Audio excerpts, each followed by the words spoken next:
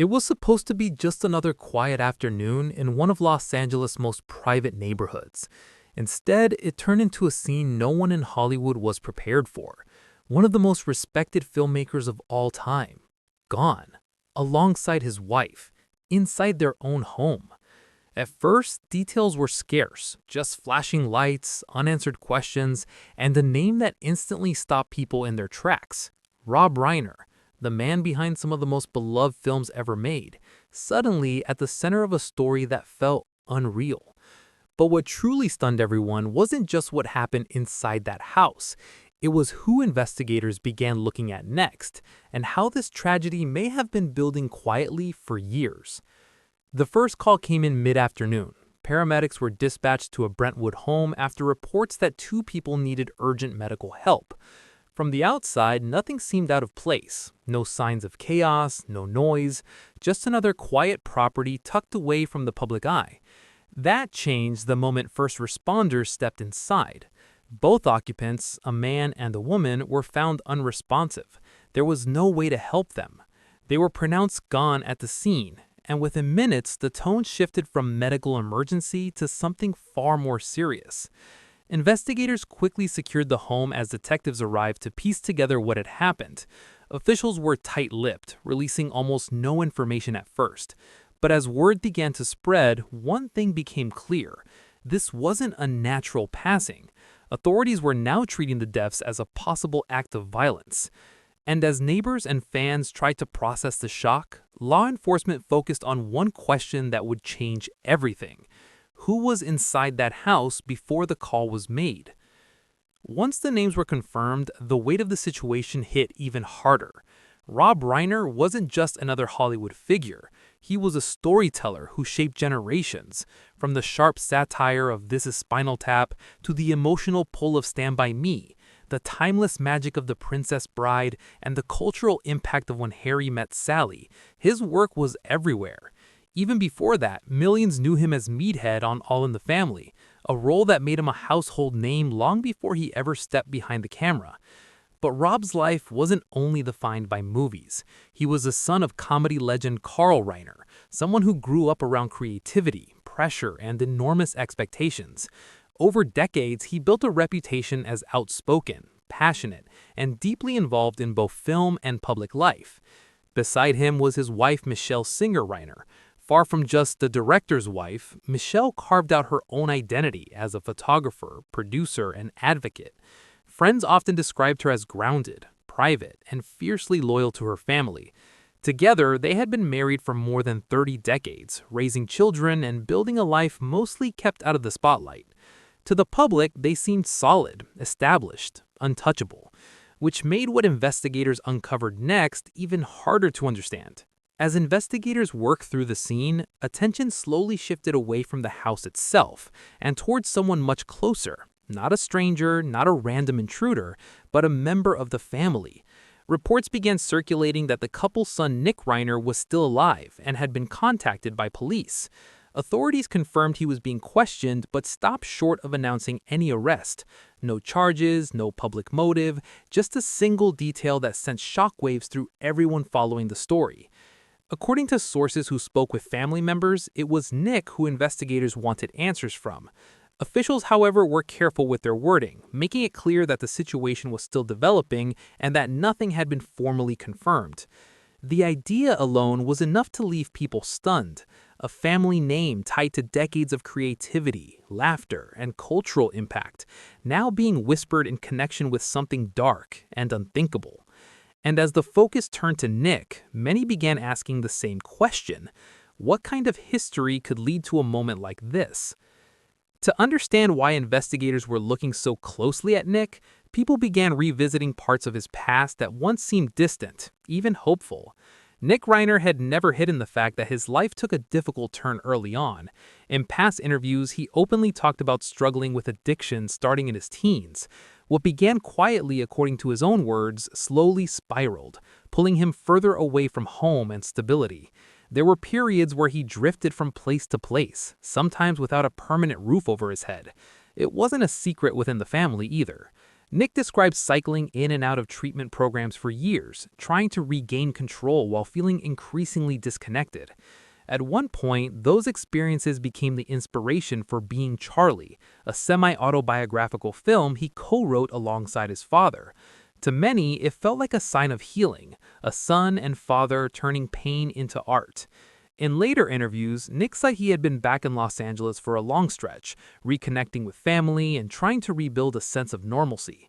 From the outside, it appeared things were finally settling down. But as reports now suggest, that past, the instability, the inner battles, the unresolved tension may not have been as far behind as it seemed. And that raised a chilling possibility investigators are still trying to untangle.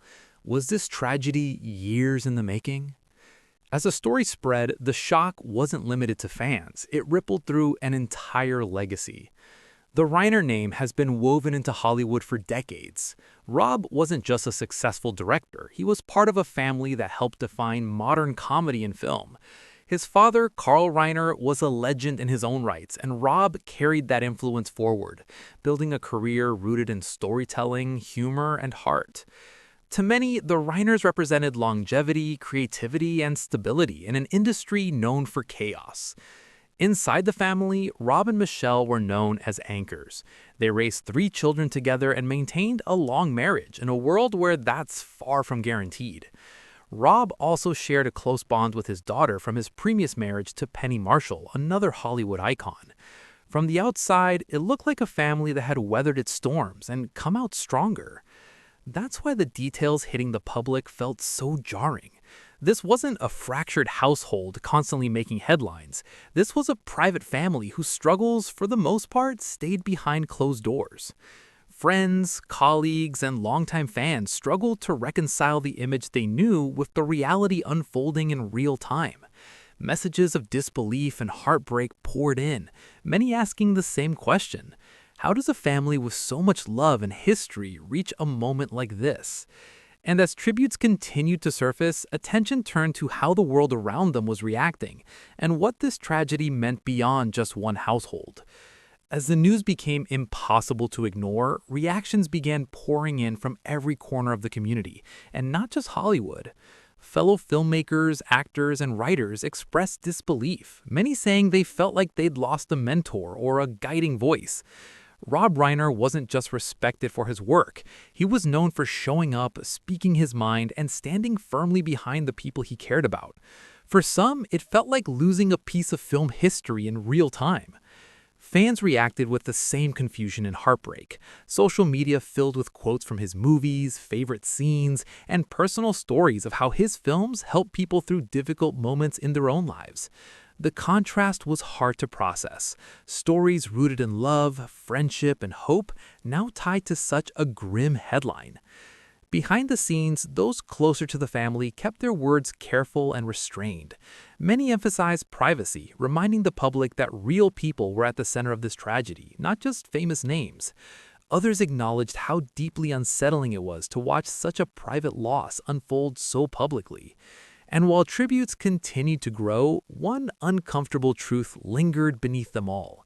The story was far from over, because as the world reacted in shock and sorrow, investigators were still working toward answers, and the most difficult questions hadn't even been addressed yet.